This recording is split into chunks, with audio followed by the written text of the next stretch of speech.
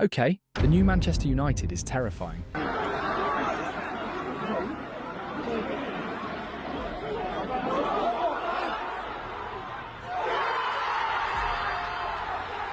The Premier League has felt it, Europe has noticed it, and the rest of the football world is starting to realise that something very serious is happening at Old Trafford. I have that feeling. I think it was a more complete performance. You can say whatever you want to say against Liverpool, but they didn't deserve to win, to lose that game.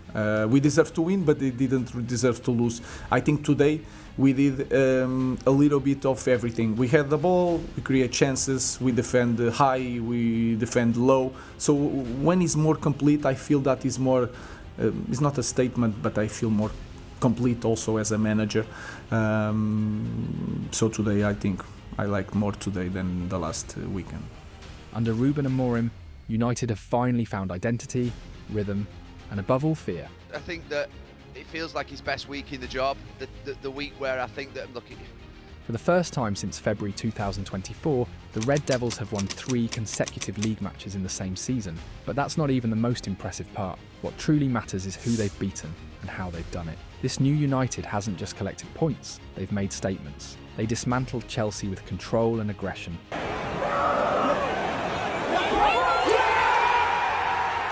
Beat the current second place Sunderland with tactical maturity.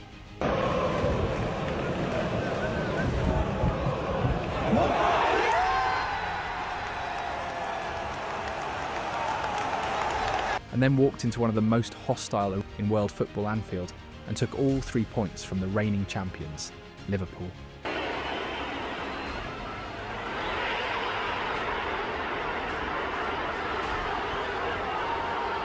Amorim's version of Manchester United isn't built on chaos or nostalgia. It's built on structure, pressing, and a fearless belief that they can outplay anyone. The transformation has been remarkable.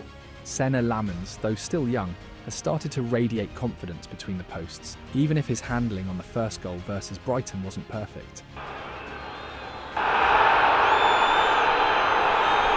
His overall composure is anchoring the backline. Matthijs de Ligt looks every inch the generational centre-back he was meant to be, orchestrating the defence like a general. Bruno Fernandes is decisive again, dictating tempo and momentum in every match, while Casemiro has rediscovered shades of his Real Madrid brilliance, sharp, imposing and in control. Amad Diallo, unpredictable and electric, has become a nightmare for defenders. But the biggest change has come from Amorim's summer reinforcements, the players who have given United a new face. Matheus Cunha is redefining what it means to be a complete forward.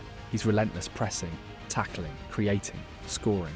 Yeah, I think Mbeumo and Cunha, I think the risk was removed from those signings in the sense that they've been in the Premier League before and they've got that hunger to deliver at a different level. There was a lot of things about those signings that you felt more comfortable with, and I think that when I look at United now with Mbeumo, I think Mbeumo looks like he belongs, he looks hungry, he looks like he wants to score goals. It wasn't quite happening for him and Cunha in the first maybe 4 or 5 matches when they were getting into the positions, they always wanted the ball, but they weren't maybe taking their chances. He contributes at both ends of the pitch, combining stamina with technique, and last night, his long-awaited goal at Old Trafford was a masterpiece.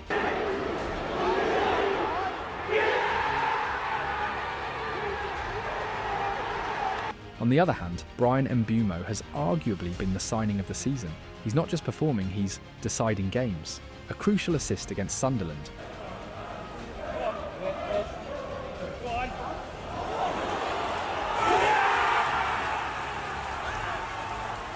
A winning goal at Anfield.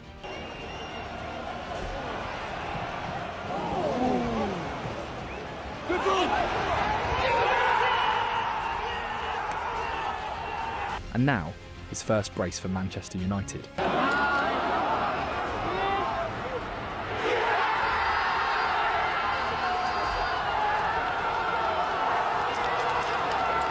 Every time Mbeumo steps onto the pitch, he changes the script. Nobody's talking about whether Amorim should abandon his 3-4-3, any more that debate's over. The Portuguese coach has fine-tuned his structure to perfection. The back three moves like a unit, the midfield pivots with fluid aggression, and the front line presses with intelligence, rather than chaos.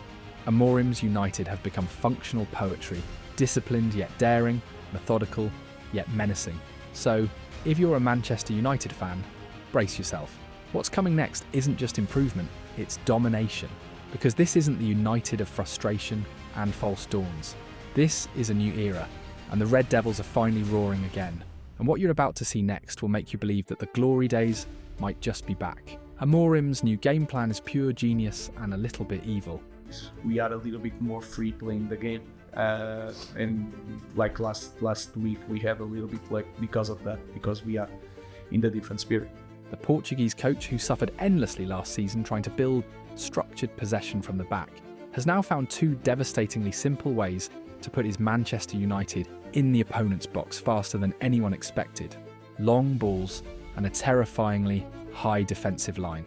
These aren't random tactics. They're the product of cold analysis, Amorim adapting to his squad's flaws and turning them into strengths. Let's start with the long balls. Why has Amorim instructed his players to go direct? Because it works. Seny Lamens launched 45 long passes last weekend against Liverpool, not out of desperation, but as part of a deliberate tactical trap. United now use their offensive reference points, usually Benjamin Šeško, Bryan Mbeumo, or Matheus Cunha, to win the first aerial duel, bypassing the midfield, the team's weakest zone last season, and immediately hunting for the second ball. It's calculated chaos. That's how Mbeumo's goal came to life last week. He pressed, fell to the ground, got back up, and 6 seconds later broke Liverpool's backline to score after Fernandes and Diallo connected in one rapid sequence. It's vertical football at its most lethal. The same pattern dismantled Chelsea, where Šeško's flick on put Mbeumo through one-on-one against Sanchez, drawing the keeper's red card and changing the game entirely. But Amorim's repertoire doesn't end there. Against Brighton, the long ball volume dropped to 34, but the intent didn't. United played faster, sharper, and more direct, a far cry from the hesitant side that struggled to advance possession last season. Now, they look like a machine built to suffocate and strike. What we're seeing is the result of hard work on the training ground. Amorim's defenders, once clumsy in the press, are now pushing forward with perfect timing. The entire backline steps into midfield to compress the game, creating suffocating pressure. That's what led to Cunha's goal. 8 United players swarming just outside Brighton's box, Bruno Fernandes reacting instantly to a loose ball, and Casemiro slipping the perfect assist under pressure for Cunha's long-range strike. The second goal, a textbook Amorim press. Luke Shaw anticipated Jorginho Rutter's touch, stole the ball high, and launched the move that ended with Casemiro scoring. The third, again Shaw recovering possession, linking with Dalot, who found Šeško holding play before feeding Mbeumo, whose 1-versus-1 finish was clinical. And the fourth goal was Amorim's masterstroke. In the 95th minute, he still had 8 players camped inside Brighton's half. Andy Heaven won the ball, played it first time to Bruno Fernandes, who let it run through knowing Mbeumo would cut diagonally into the box. One touch later, it was 4-0. Even defensively, the shift is paying off.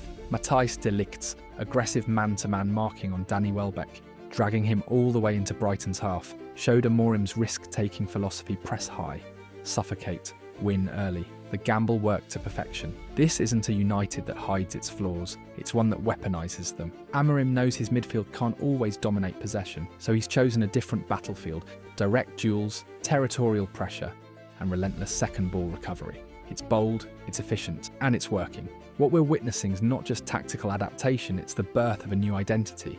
Manchester United have finally become a team that reflects their manager: pragmatic, ruthless, and terrifyingly clever. The secret behind Manchester United's rebirth lies not only in Amorim's tactical structure, but in the connections forming across the pitch, the partnerships that make his 3-4-2-1 system flow with balance, rhythm, and purpose. The Portuguese coach has created what analysts now call United's double triangle, a brilliant design that has given the team both verticality and control.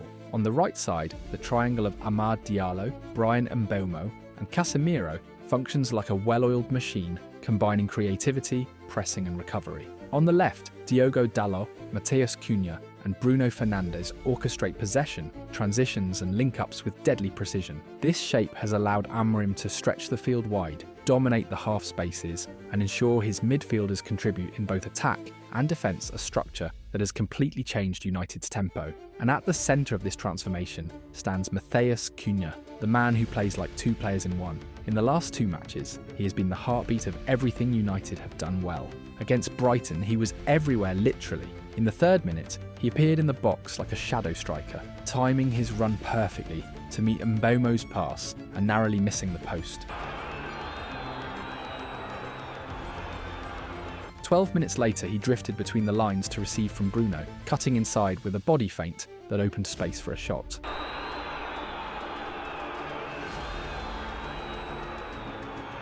In the 23rd minute, he scored a stunning goal. Casemiro through to Cunha! Cunha strikes it home! By the 29th, he was back in his own box, clearing what looked like a certain Brighton equaliser.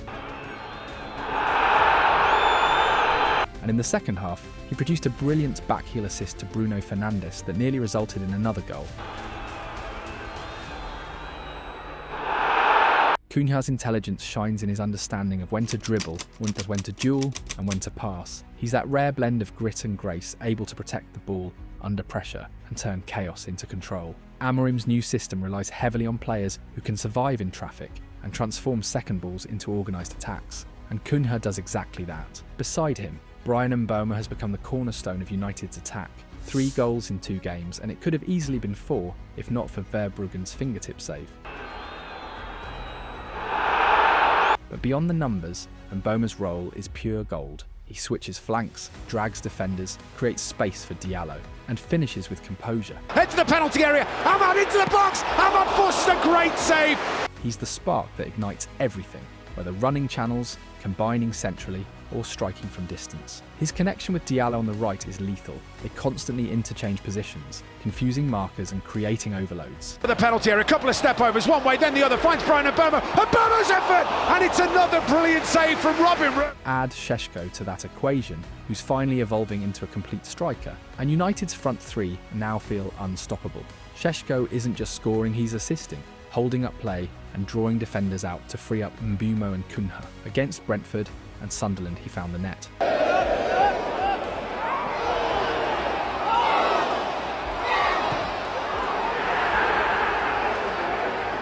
Against Brighton, he assisted.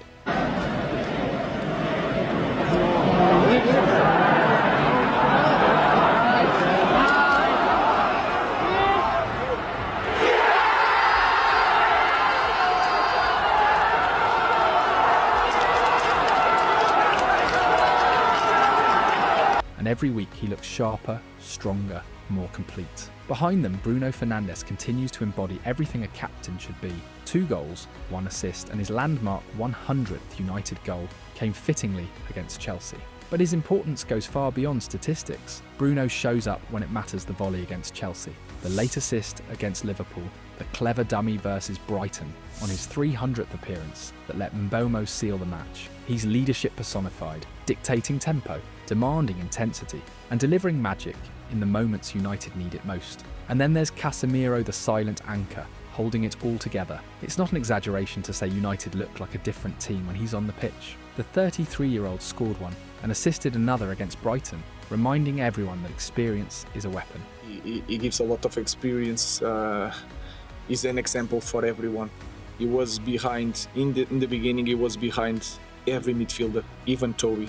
But he fought and he worked, and now he's back in the national team. He's so important for us. Today he ran a lot, he had to press so high and then return, and he's doing that. So I'm really pleased with him, and the other guys need to look at Casemiro. We understand that football can change really fast. You just need to work. For me, if you are the best one, or I think you are the best one to play the game, you are going to play the game if you do the right things.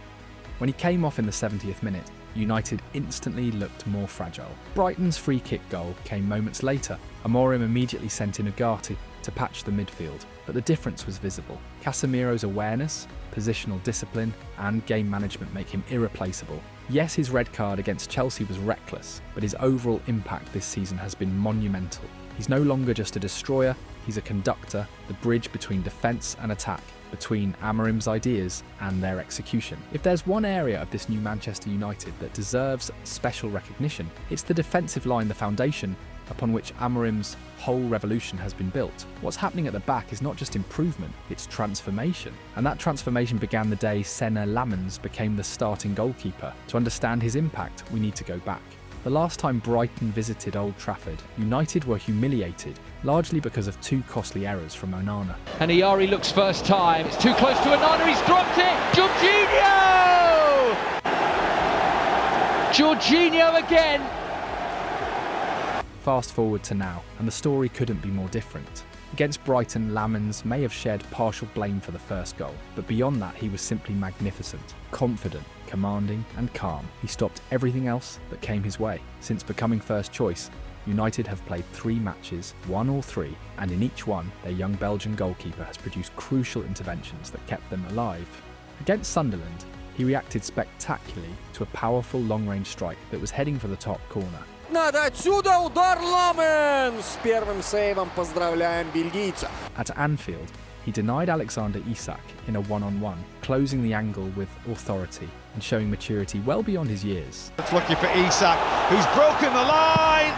And against Brighton, he made a stunning save from a venomous cross shot that could have turned the game.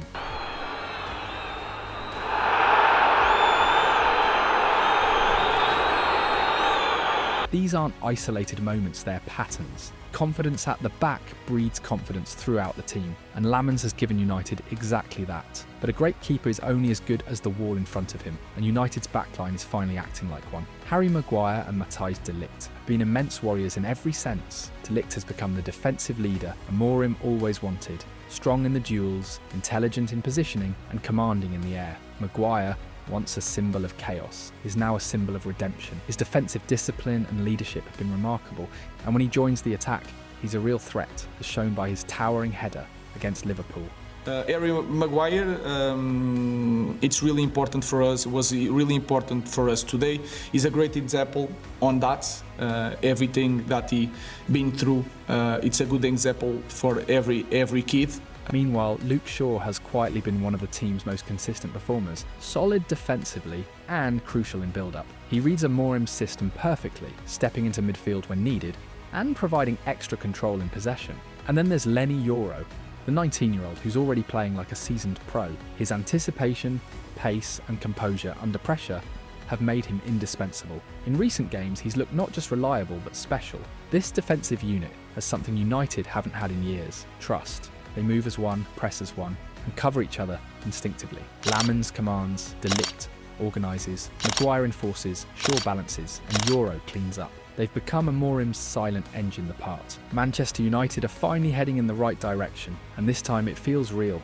The transformation under Ruben Amorim is no longer just a promising project, it's a living, breathing reality on the pitch. The team sits 4th in the Premier League, only 3 points behind leaders Arsenal. And for the first time in years, they're playing like a side that knows exactly what it's doing. Amorim has installed structure, identity, and belief, crafting a system that hides weaknesses and amplifies strengths. His tactical shape, those now famous double triangles in midfield, has given United rhythm, balance, and purpose. And the results are undeniable. Every player now understands his role. The system has unlocked the very best version of Bruno Fernandes, Bryan Mbeumo, Matheus Cunha, Matthijs de Ligt, Casemiro, and Luke Shaw, while simultaneously elevating young and emerging talents like Benjamin Šeško, Sene Lamens, Leny Yoro, and Amad Diallo. This blend of maturity and youth has made United look more complete than at any point since the Ferguson era, structured in defence, fearless in transition, and ruthlessly efficient in attack. The key has been in the transitions. United are devastating when they press high, recovering the ball through coordinated aggression and turning defence into attack in seconds. Their long ball approach, once criticised, is now a weapon not of desperation, but of precision.